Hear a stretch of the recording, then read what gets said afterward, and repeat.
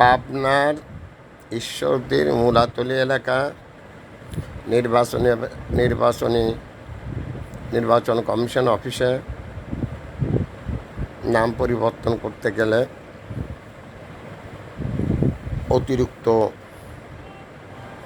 সরকার নির্ধারিত ফি থেকে অতিরিক্ত টাকা গুনতে হয়, না হলে তারা কাজ করে দেয় না।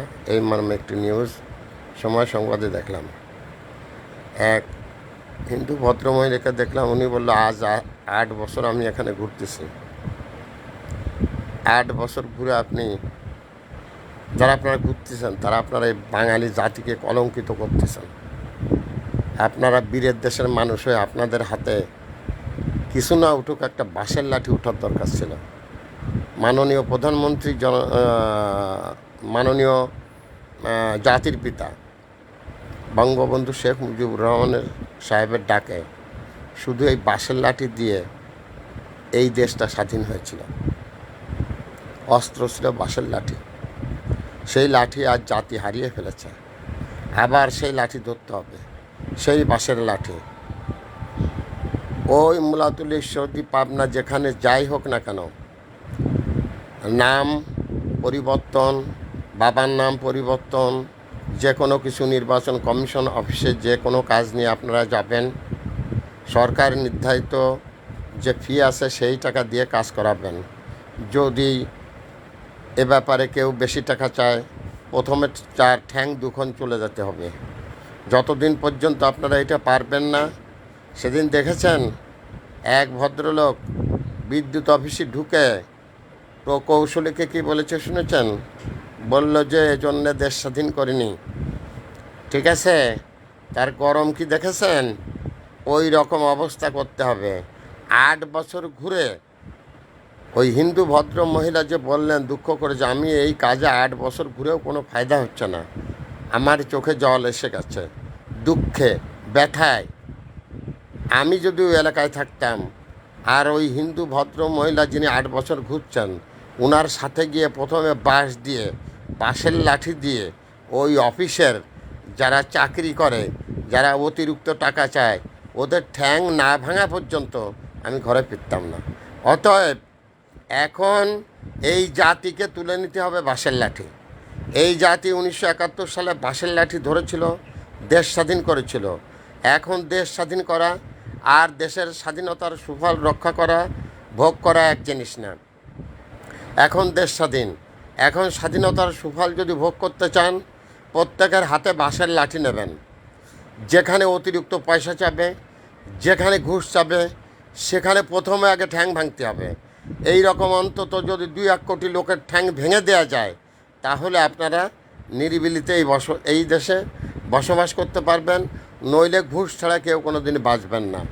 এখনও সময় আছে, সবাই এগিয়ে আসেন, সবাই বাঁশের আবাদ করুন এবং 3.5 হাত একটা বাঁশের লাঠি জোগাড় করুন। যে কোনো অফিসে যাবেন, সাথে থাকবে বাঁশের লাঠি। অতিরিক্ত কোনো টাকা চাইলে দুর্নীতির কথা বলার সাথে সাথে প্রথমে থাকবে না ঠ্যাং, 2খান ঠ্যাং ভেঙে দেবেন। এইভাবে যদি আপনারা কাজ চালাতে পারেন, আপনারা যে বীর সেটা যদি প্রমাণ করতে পারেন, তাহলে এই দেশের স্বাধীনতার সুফল ভোগ করতে পারবেন। আর যদি বলেন ওদের পিছনে ম্যাও ম্যাও করে ঘুরলে, যারা কালো টাকা নেয়, যারা ঘুষ খায়, ওরা ম্যাও ম্যাও পার্টি, ওরা হচ্ছে অশুভ শক্তি। এই অশুভ শক্তির কাছে শুভ শক্তি কোনোদিন পরাজয় হয় না। আপনারা সাহস করেন না, তাই সারা বাংলাদেশের মানুষকে ডাক দিয়ে যায়, প্রত্যেক মানুষের হাতে থাকবে যে যখন কোনো অফিস আদালতে যাবে 3.5 হাত বাঁশের লাঠি। অতিরিক্ত টাকা চাওয়ার সাথে সাথে ঠ্যাং দুখান উড়ে চলে যাবে। ওই শালার পুত শালা, ওই খানকির পোলা, ও হচ্ছে গিয়ে মাটিতে পড়ে লুটোপুটি খাবে। ব্যাস, এভাবে 1 কোটি 2 কোটি লোকের ঠ্যাং ভেঙে দিতে হবে। তাহলে আপনারা স্বাধীনতার সুফল ভোগ করতে পারবেন। নইলে এভাবে আপনাদের হয়রানিতে হতে হবে, কষ্ট পেতে হবে। যদিও কথা আছে যে আইন নিজের হাতে তুলে দেবেন না, আইন আপনি নিজের হাতে তুলে নেবেন না। তবে ঠ্যাং ভাঙতে দেরি করবেন না, কারণ ঠ্যাং না ভাঙলে সে আপনার কাছে বেশি টাকা চাইবে। আইন কিন্তু আপনাকে বেশি টাকা চাওয়ার থেকে বাঁচাতে পারতেছে না।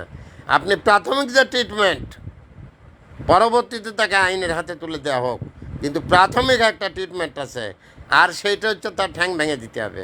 আর ঠ্যাং না ভাঙলে তারা ঘুষ খাওয়া থেকে বিরত থাকবে না, তারা ঘুষ চাইবে, ঘুষ দিতে হবে।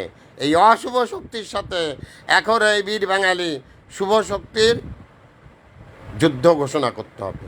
আর যুদ্ধ ঘোষণা কোনো পিস্তল, কোনো আর্মস নিয়ে নয়, যুদ্ধ ঘোষণা হবে স্বাধীনতা বাঁশের লাঠি। অতিরিক্ত টাকা ঘুষ চাইবে, সরকারি যে নির্ধারিত ফি তার বাইরে যখন যেখানে টাকা চাইবে, সেটা ভূমি অফিস হোক,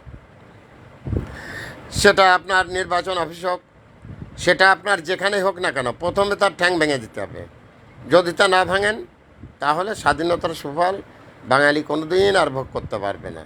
দ্যাটস অল আর your honour. Viral sir, Mohammad Fakhrul Alam master, বিনা বেতনের পারিবারিক পাঠশালার শিক্ষক। এখানে একটা কথা আছে, আইন নিজের হাতে তুলে নেবেন না। নিজের হাতে তুলে নেবেন না বলতে আপনি তাকে জানে মেরে ফেলবেন না, তবে তাকে ঠ্যাং দুইখান ভেঙে দিতে হবে। প্রথম অন্তত একখান ঠ্যাং তার জাতিই হবে। একখান ঠ্যাং ভেঙে দেওয়ার সাথে সাথে দেখবেন যে সব ঠিক হয়ে গেছে। এভাবে যদি কিছু লোকরা স্টার্ট করে দিতে পারেন, যেটাকে বলা হয় গণধুলাই। এখন দেশে যে পরিস্থিতি, অন্যায়ের বিরোধিতা করতে হবে, সত্যকে প্রকাশ করতে হবে, অন্যায় যেখানে দেখতে হবে সেখানে বাঁশের লাঠি। তাছাড়া স্বাধীনতার সুফল কেউ ভোগ করতে পারবেন না। Thanks a lot. Viral sir, Mohammad Fakhrul Alam master, বিনা বেতনের পারিবারিক পাঠশালার শিক্ষক। মোবাইল কন্ট্যাক্ট নং 019352048004। এটা আমার বিকাশেরও নাম্বার। আমি আবারও ডাক দিয়ে যাই অনুষ্ঠান থেকে আপনাদের জানিয়ে গেলাম, সরকার নির্ধারিত ফি থেকে অতিরিক্ত ফি রেজিস্ট্রি অফিস, ভূমি অফিস, নির্বাচন অফিস, কোনো অফিসে দেবেন না। হাতে বাঁশির লাঠি নিয়ে ঘোরাফেরা করবেন। যদি কেউ প্রশ্ন করে, এটাকে আত্মরক্ষার জন্যে, ওটা কোনো আর্মস না। অতএব এভাবে আপনাকে চলতে হবে। আপনাকে মনে রাখতে হবে, সরকারের বরাদ্দ থেকে বেশি অর্থ দাবি করলে তার ঠ্যাং ভেঙে দিতে হবে। ব্যাস, খেল খতম।